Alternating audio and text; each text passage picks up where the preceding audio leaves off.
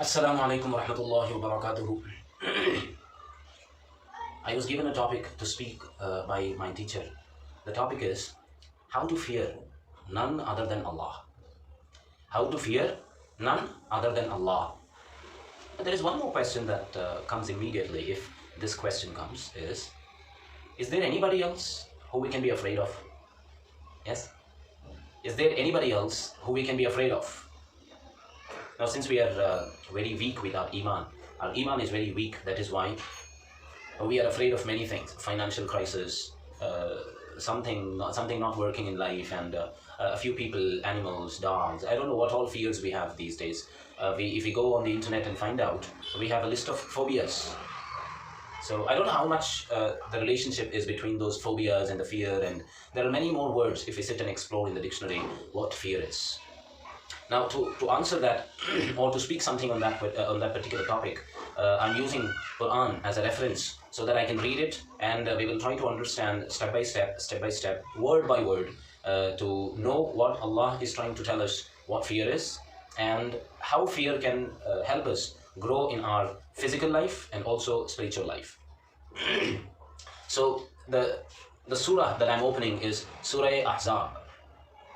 Surah Ahzab, ayat number 70 and 71 both. Let me read it first. يا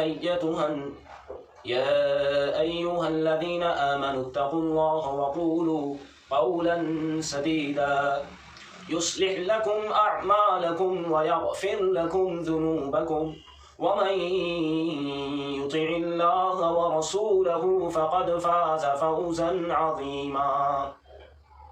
صدق الله العظيم وصدق رسوله النبي الكريم ونحن على ذلك لمن الشاهدين والشاكرين والحمد لله رب العالمين. Now let's try to understand. Let's go step by step. Ya ayyuhalladhina amanu, all those people. Ya is a word that we try to grab someone's attention, or let's call it oh, come here. So something like, just in Arabic we call it huruf nida, or in Urdu we call it huruf nida. Nida means calling. Nada yunadi munadiyan, muazzin. Muazzin is also called as munadi, the one who calls.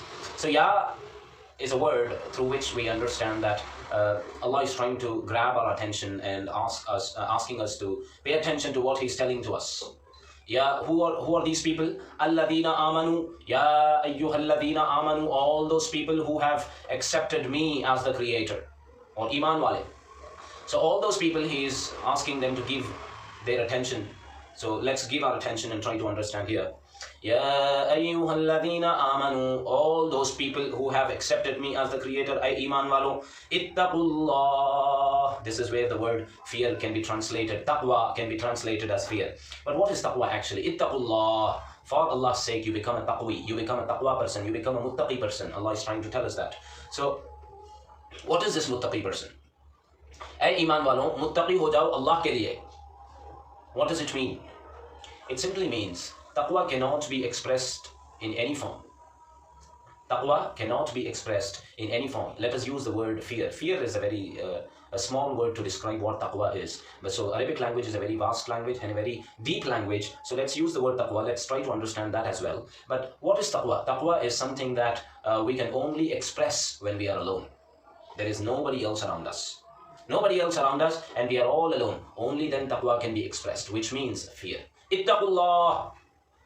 Fear Allah whenever you are alone. Taqwa. So I'm trying to translate with the word fear and telling that, okay, whenever we are alone, we have to express that taqwa. Taqwa means fear. Ittaqullah.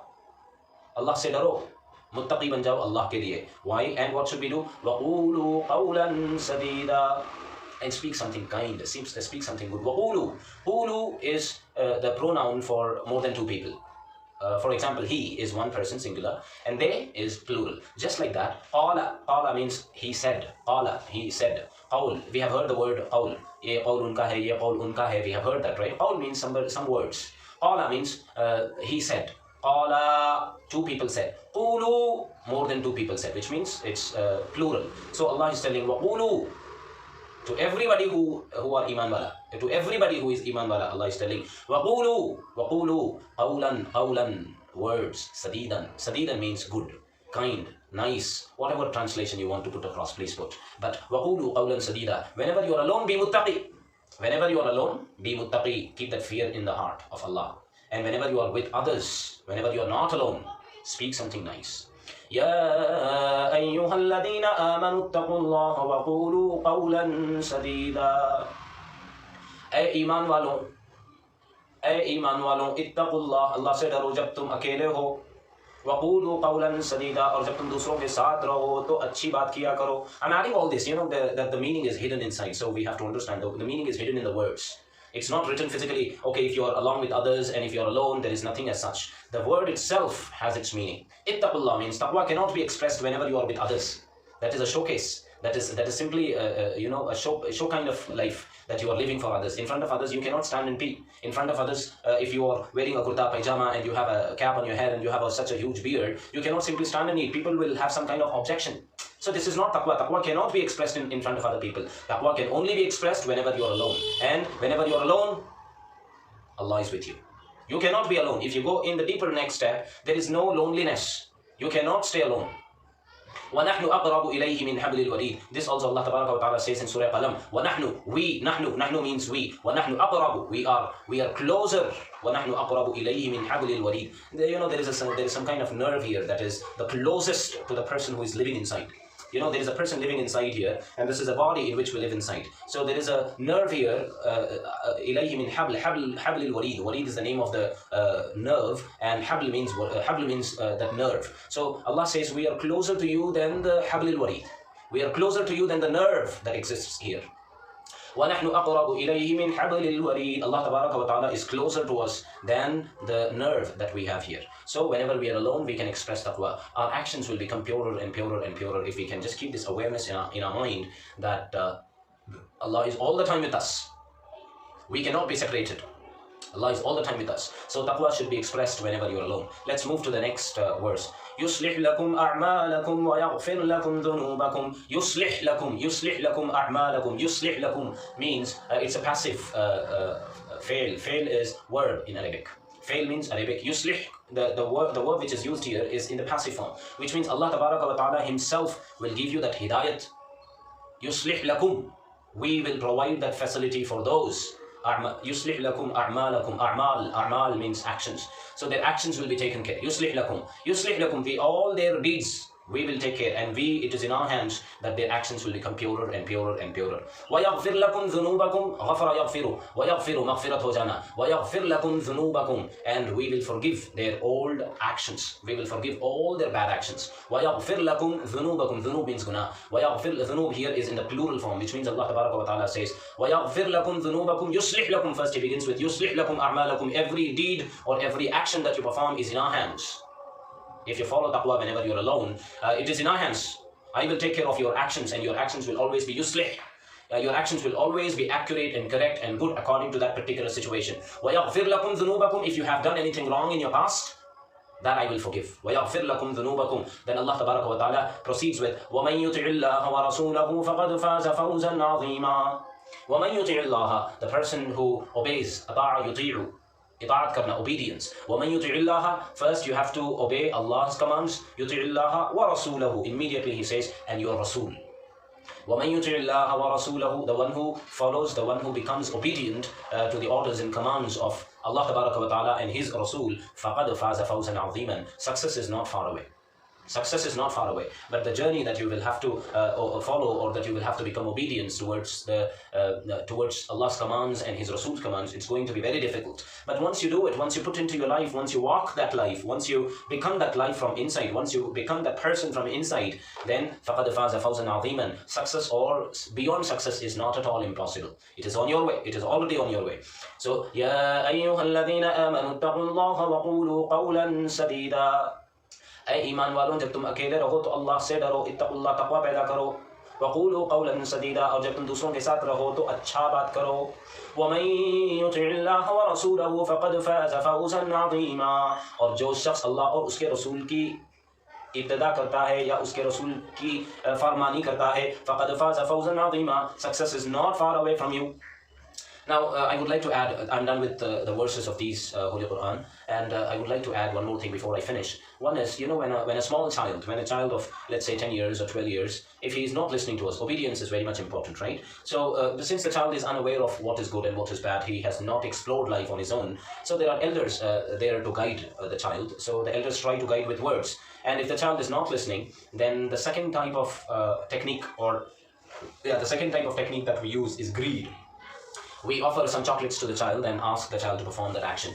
And if the child becomes aware of the game, okay, if I do this, they will give me that. If I do this, they will give me that. If he becomes aware of that and he becomes adamant or he becomes stubborn, then fear works. If you don't do this, I will punish you. If you do not act like this, I will punish you. Fear works till there.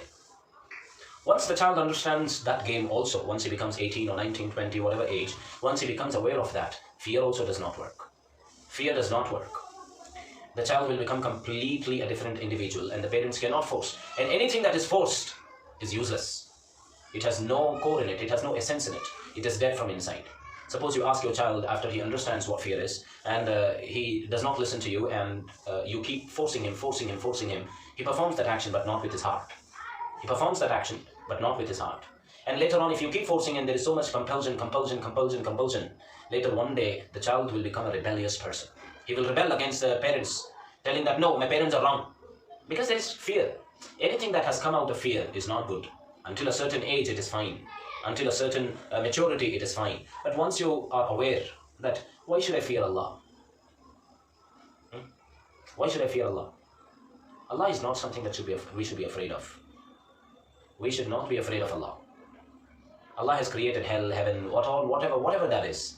He has created just like for a small child to understand that if you do not go to namaz, I will put you into hell. Now once we understand, fear does not work. If you're going to namaz, if you're performing Hajj, if you're doing whatever deed or action out of fear, it becomes meaningless. And later one day you will start questioning the existence of God, and then why is Allah forcing us to perform? Why is Allah forcing us to be like this? Why is Allah forcing me to wear a cap? Why is Allah forcing me to have a beard? Do I not have my own freedom? Why should I do this? Why should I do that? Fear does not work. What works? Love. Love. Without Allah telling, without Allah wanting, without Allah, my life is yours. I am just a puppet. I am nothing except a puppet you have made. Play with me the way you want. I will end it with a very short, with a small story or an example, or let's say a parable. There was one man who did not perform any good deed in his entire life. A man who did not perform any good deed in his entire life, and he died. He went to Allah. He was standing in front of Allah and he was telling that, okay, I have not done anything good. In my entire life of 70 years, 80 years, 90 years, I have not performed anything good. But it is all in your hands to forgive me and send me to heaven or send me to hell. You are the judge. Play with me the way you want. You tell me and it will be done. That's how he was. You just tell me, it will be done. And Allah said, your place, you know it. You have not done anything good. Your place is hell. Without waiting for a fraction of a second, he started running towards hell. He started running towards hell, did not even look behind that Allah will show some mercy or there is some hope, this, that and all. On that particular time, at that particular point, in that particular situation, that man only wanted to obey Allah. Only wanted to obey Allah, nothing else. Nothing else was important, not even his life was important. Allah understood, okay, that is what I'm looking for. Come this side. Allah sent him to heaven. So the story happened or not, I don't know. It's just an example to understand, to learn something out of it. Allah Ta'ala is the only who can guide us to the righteous path. So may Allah Ta'ala guide us to the right path and keep us in the right path, and may Allah give us, the death in His name, inshallah. Jazakallah for your time, and thank you so very much for spending the time and watching it. وآخر دعوانا أن الحمد لله رب العالمين. السلام عليكم ورحمة الله وبركاته.